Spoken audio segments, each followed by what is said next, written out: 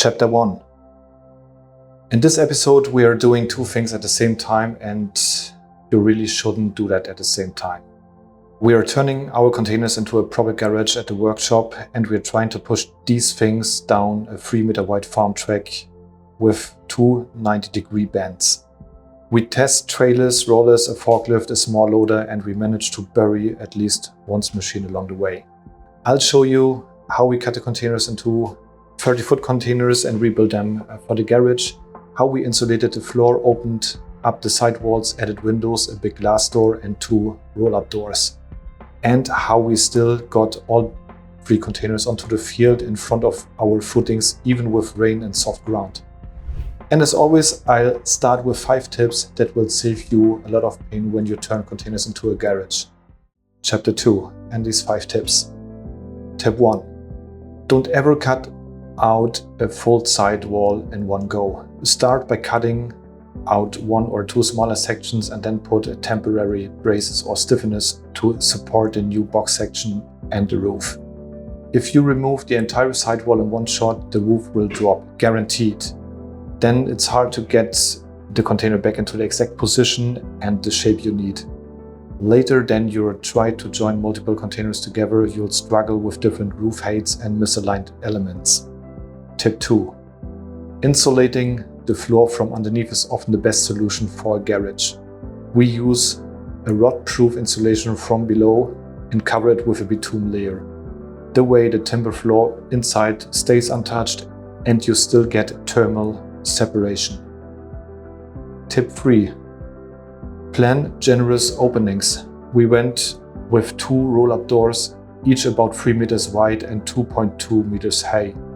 That way 2 cars can drive in and out comfortably instead of having to squeeze past a narrow opening. Tip 4. If you're turning containers into a proper interior space, think about condensation from day one. Continuous insulation, double lining and controlled ventilation solve a lot of problems that other people only notice when water starts dripping from the ceiling. Tip 5. Once all the metal work is done, frames welded, cut edges, cleaned and primed, we always paint the entire container before we install any glass doors or roll-up doors. If you do it the other way around, you end up masking everything, you can't reach all the steel properly anymore, and you're doing the same job twice. So finish the steelwork, prime and then full paint job, and only then start installing windows, doors and all the interior. Chapter 3. As the start of episode 4, the situation is this. The footings are finished, cured and perfectly level. All services, water, sewer, power, data are in ground and where they need to be. In the workshop, we have 3 40-foot containers that we've already inspected and measured. Now it's time to turn these 3 standard containers into our garage and then figure out how we get them onto the site in the first place. Chapter 4. The first big step is cutting each 40-foot container down to 30 foot. We choose the cut positions very deliberately to get good proportions for the garage, the gym and the workshop, to make use of the door ends in a sensible way, and to stay within the approved 9-meter width on site. We marked the cut line very carefully on the outside using a tape measure, level and checking the diagonals. Then we cut the container in stages, the roof, the sidewalls and finally the floor. It's important to support the container and keep it in shape while you do this. We never just cut all 4 sides all the way along one pass without support, otherwise the structure moves and you will be fighting distortion for the rest of the project. Chapter 5. After cutting, we went straight to the underside of the floor. The idea was insulate the floor from below, leave the timber floor inside untouched, an extra layer of protection against moisture.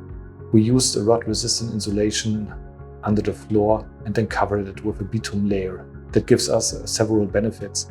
Thermal separation to the outside, extra protection for the timber floor from below, a more stable temperature situation and fewer condensation issues, and we don't lose any interior height because of all happens under the container and not inside the room. Chapter 6.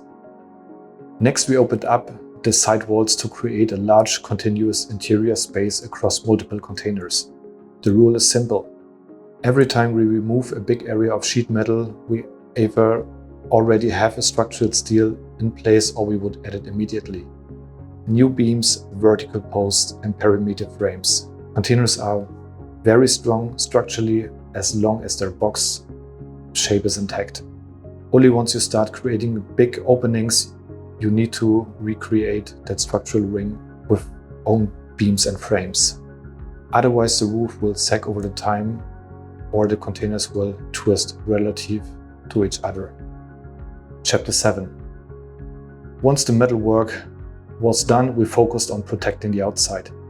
The sequence was, at the first step, grind and derust, clean up all cut edges, welds, rust patches, and damaged areas. Then we wash the containers, means remove the dust, grease, and grinding residue so nothing is trapped under the coating.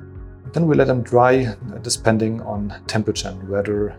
Prime everything, apply suitable metal primer to all bare and prepared areas. And finally, the paint finish with a top coat in our chosen color. And that color is just like the 8-foot playground container. This was the reed green one. We always try to do the full paint job after the structural steel work is finished and before glass doors and roll-up doors and most of the interior go in. That way we don't spend days masking things off and we can reach all the steel that needs to be protected. Chapter 8. In total, we added 5 windows to the containers. So we had to cut the openings, welded the steel frames, taking corrugation into account, and installed triple glazed units. The glass came from other building projects, basically recycled windows that we gave a new home in this container build. For the main entrance, we wanted something wide and bright, so we used a glass door with a fixed glass door panel next to it, roughly the width of a standard container door opening, about 2.35 meters. Again, this door was recycled as well. We tried to reuse as much good material as possible that was already out there and otherwise just sitting around. Chapter 9. For the core of the garage, we created 2 roll-up door openings, each about 3 meters wide and 2.2 meters high. That gives us 2 proper car bays where you can drive in and out without having to thread the car through a tiny hole. The roll-up doors are new units with remote control, so daily use stays simple. Push the button, door goes up, drive in, drive out, door goes down. Chapter 10. Inside, we built up the space as you would with a solid structure. We installed a light steel stud frame, we added insulation in the cavities, and we then lined everything with 2 layers of OSB plates on the wall and on the ceiling. There are a few reasons for that. Condensation is the first one. A continuous insulated and lined surface helps prevent moisture from condensing to the cold steel. Robustness. In the garage and workshop, walls and ceilings will take more abuse than in the living room. 2 layers of OSB plates are simply tougher than a single layer of plasterboard. We also added ventilation outlets towards the roof area, so warm, moist air has somewhere to go instead of just sitting inside the container. Chapter 11. While the containers in the workshop were starting to look more and more like a garage, one big question remained. How do we actually get them on site? The access to the field where the garage would sit is via a farm track. So this farm track was around 3 meters wide, had a 90-degree bend at the beginning, then followed by a roughly 80 meters straight, then another 90-degree bend, and then another 60 meters or so out to the field. On a drawing that doesn't look too bad, with several tons of steel in front of you, it becomes a very different problem. Chapter 12. Before we moved a single container towards that farm track, we tested different setups on our own yard and got creative. So we're putting a container onto a special trailer, towing it with a normal vehicle, and then setting a container on rollers and pushing or pulling it, we used the forklift and a smaller loader to see how well we could steer and stop, and trying different combinations of all above. We wanted to find out what actually works in reality instead of discovering on the 3-meter wide lane that our bright idea wasn't going to work. So we did that experimenting deliberately on our own ground before committing to any of it out of the track. Chapter 13. For the actual move, we first parked the containers on a side strip near the access point. From there we put them on rollers and we moved them step by step. Up the road, through the first 90-degree bend, along the narrow track, through the second bend and out onto the field. Along the way, things went about as you'd expected on real side. The forklift sank into the soft ground more than once. The wheels stuck instead of moving the load, and we had to bring it in a tractor to pull the forklift out of the trouble. On top of that, it started to rain at one point while the containers were still open. It's not ideal, but none of the end of the world either. The timber floors and shipping containers are extremely tough. A bit of water on them is no drama as long as you let them dry out properly afterwards. After about 7 hours of work, plenty of shuffling back and forth, some colorful language, and a good amount of tractor help, we'd finally got it done. All 3 containers were on the field, which in the reach of our pad footings. The hardest part of the first delivery phase was done. Chapter 14. That meant we'd reached a major milestone. The containers were structurally and visually where we wanted them. Cut down, reinforced, insulated, opened up, primed and painted. The site was ready with footings and services, and the containers were now on the property in a position where a crane could actually pick them up.